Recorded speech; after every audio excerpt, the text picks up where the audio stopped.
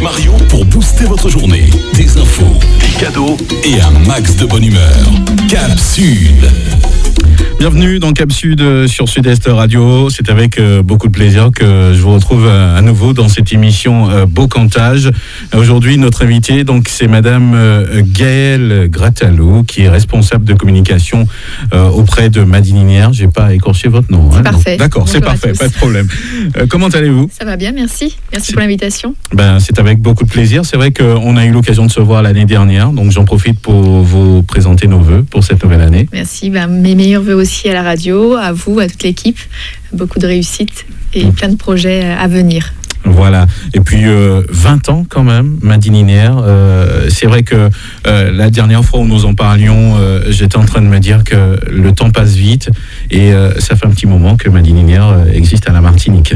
En effet, Madininière, le 24 décembre 1998, a été créé et a reçu son agrément par le ministère en charge de l'écologie pour la surveillance de la qualité de l'air en Martinique. Donc c'est à partir de ce moment-là que tout s'est embrayé, entre guillemets, et donc s'est développé les actions de surveillance de la qualité de l'air sur le territoire et puis tout le développement que jusqu'à maintenant a formé une belle équipe d'une quinzaine de personnes sur des sujets qualité de l'air. Ça fait une dizaine d'années que vous êtes au sein de Madininière. Vous avez vu passer des choses, des évolutions peut-être en termes de technologie, des projets aussi menés à court. Oui. Ça fait 10 ans en effet que je suis à Madininière. Quand je suis arrivée, j'étais la 4e, 5e. Donc depuis, voilà, toutes les évolutions, on a vu beaucoup déjà des polluants émergents, des nouvelles problématiques sur le territoire. On a vu aussi positivement une implication de tous les acteurs locaux. Avant, la qualité de l'air, c'était un petit sujet en catimini, etc. Maintenant, on s'en préoccupe. Il y a des actions qui sont mises en œuvre. Nos moyens aussi de surveillance ont beaucoup évolué. Et donc, c'est des choses qu'on veut montrer justement au cours de l'année 2019. On est en train de travailler sur justement une rétrospective pour montrer justement aux Martiniquais comment Madininière évolué, comment le sujet de la qualité de l'air a évolué en Martinique et voilà, tout ce qui est à venir, parce qu'il y a encore plein de choses à faire sur ce problème. Des évolutions en termes, le fait de pouvoir prévoir peut-être des choses, des pics de pollution, etc. Les outils aussi de prévision de la qualité de l'air sont améliorés et ça date pas forcément de très longtemps, puisqu'on a vraiment, depuis l'année dernière, au niveau national, ils ont développé une plateforme qui nous permet de visualiser donc, les brumes de sable, les concentrations en dioxyde d'azote, dioxyde de soufre, etc., particules fines, et donc d'affiner nos prévisions. Avant, on utilisait des modèles grecs, américains, donc maintenant on a un outil français qui a été développé pour l'outre-mer, donc utilisé aussi en Guadeloupe, en Guyane, et qui nous permet d'affiner nos prévisions. Donc là aussi, en effet, on a vu des améliorations. Qu'est-ce qui fait que la qualité de l'air est bien plus précise que la météo ? Est-ce que vous pouvez nous répondre ?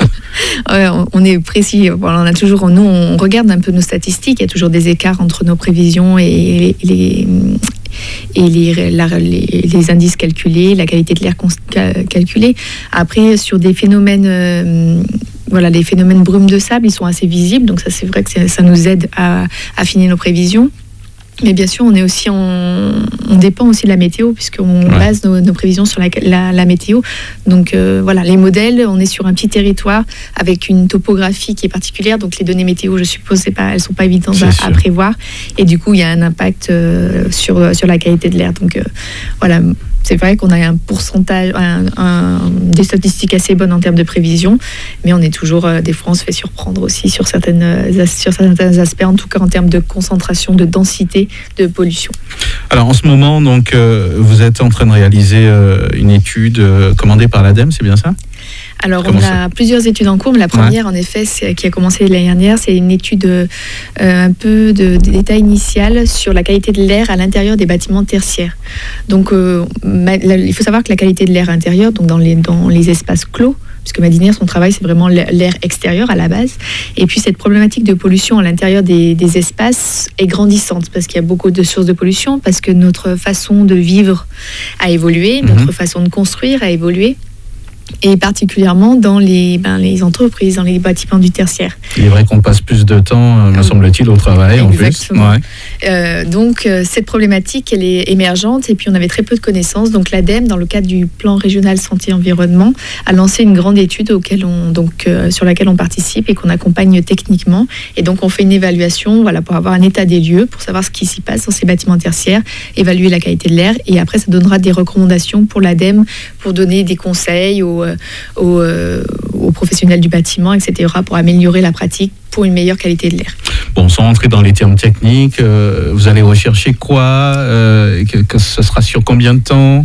Alors, c'est une étude qui est longue, qui est sur 1 an. On recherche les polluants typiques de l'air intérieur, des composés organiques volatiles, mais aussi on va se préoccuper des moisissures, par exemple. On va aussi mesurer, on n'a pas commencé, mais le radon, qui est un polluant radioactif, pour voir s'il y en a en Martinique. Voilà, une gamme de polluants différentes, assez large. Et parallèlement à ça aussi, on va faire un diagnostic du bâtiment pour voir justement les systèmes de ventilation, d'aération. Et faire un état des lieux large sur cette problématique de qualité de l'air intérieur.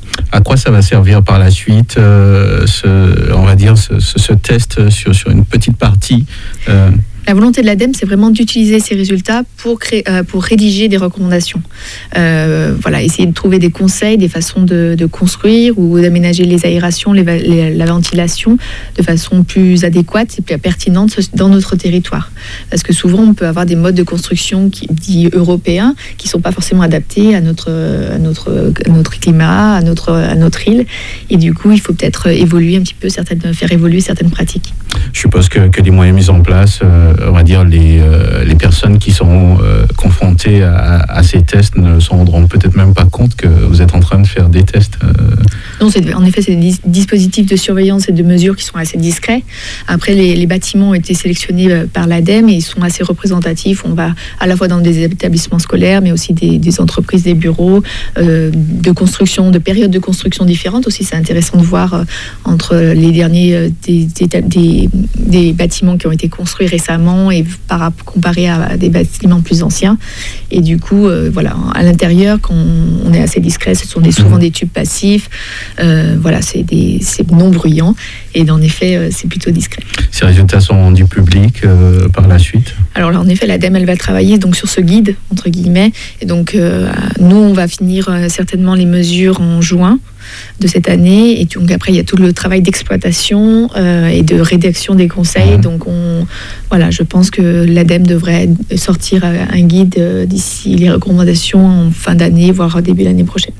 En 20 ans, on peut dire que Madininaire fait partie de la famille de tout à chacun, aussi bien que la météo. On essaie de savoir comment on va respirer aujourd'hui. Vous avez votre sentiment que c'est vraiment entré dans la vie de tout à chacun ? Alors c'est vrai que ça évolue. On voit que lorsqu'on va au contact de la population, que l'indice ATMO, l'indice de la qualité de l'air, est de plus en plus connu. Bien sûr, la population est surtout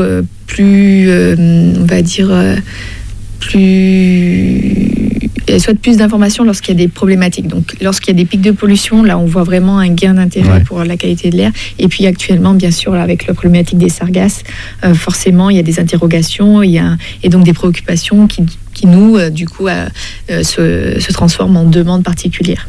C'est vrai que depuis l'installation, je ne sais pas si ce sont des bornes, si on appelle ça comme ça, qui ont été installées pour les sargasses. Des capteurs, oui. Des capteurs. Ces informations sont disponibles, il me semble. Oui, tout à fait. Il y a encore des efforts à faire en termes de communication et diffusion des résultats, mais en tout cas, ils sont tous les jours sur notre site internet et celui de l'ARS. Vous avez un bulletin quotidien qui informe des concentrations en hydrogène sulfuré et en ammoniac sur les sites où il y a les capteurs, donc tout le littoral atlantique. On a aussi des mesures complémentaires qui ont été mises en place, particulièrement lorsqu'il y a des échouages plus importants. Et donc ça rajoute des points de mesure et des concentrations. Donc là, en effet, après, on pourrait en effet renforcer la communication, ce qui est dans les tuyaux. En tout cas, on travaille dessus avec les services de l'État pour une diffusion auprès des radios, des médias, mais il faut rendre accessible cette information pour les médias. C'est des infos qui vous servira certainement par la suite pour élaborer des statistiques, comparer peut-être les années, etc. Oui, tout à fait. Nous, on va sortir là le bilan de l'année 2018, qui a été très impacté contracté. Ouais. Et donc, en effet, après, ça va permettre d'enrichir, je pense, les connaissances sur les épisodes, puisque la crise des sargasses, on en connaît depuis 2011. On voit que c'est fluctuant d'une année sur l'autre, mais là, regarde, en 2019, début d'année, on voit un nouvel arrivage, et a priori, les données prévisionnelles d'échouage sont quand même importantes pour cette année. Alors, on va parler des 20 ans, de 20 ans de Madininaire. Si on compare, c'est vrai que nous sommes sur une île, effectivement, mais si on compare les moyens quand même mis en place en Martinique par rapport à d'autres pays, est-ce que nous sommes à la pointe? On peut le dire. Alors, au niveau, la France, de façon générale, est vraiment un pays qui a beaucoup développé la surveillance de la qualité de l'air par rapport à l'Europe. Le système européen a des normes, etc. Et la France a vraiment est précurseur sur ce domaine-là, c'est évident. Par rapport à la Caraïbe, c'est vrai qu'il y a des pays qui sont moins dotés en système de surveillance, mais si on va au-delà, aux États-Unis, nous on travaille par exemple sur les brumes de sable avec Miami, Porto Rico, il y a quand même des recherches qui sont faites.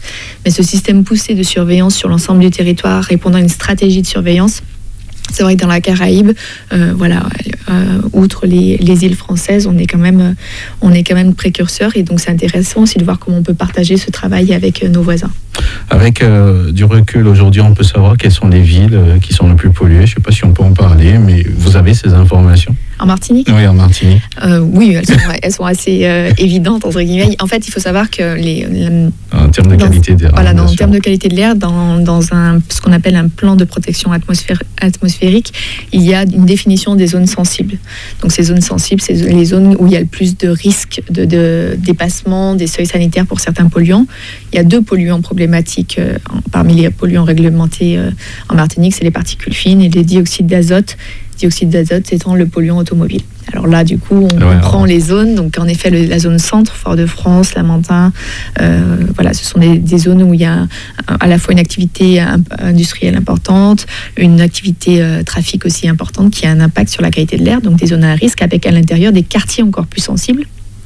Mais au-delà, il y a aussi des problématiques dans le nord, par rapport aux carrières, à l'extraction des matériaux, mais aussi au transport de ces matériaux, qui a aussi un impact sur la qualité de l'air. Donc une zone sensible qui va du nord Caraïbe, qui fait le littoral, le centre, et puis après qui remonte sur le Robert et même Trinité, où là on peut avoir aussi des problématiques de particules fines aussi importantes. On va essayer de comprendre jusqu'où va justement votre domaine d'intervention. C'est vrai que quand vous récupérez les résultats, est-ce que vous passez à la phase conseil, ou c'est quelqu'un d'autre ou un autre organisme qui prend le relais?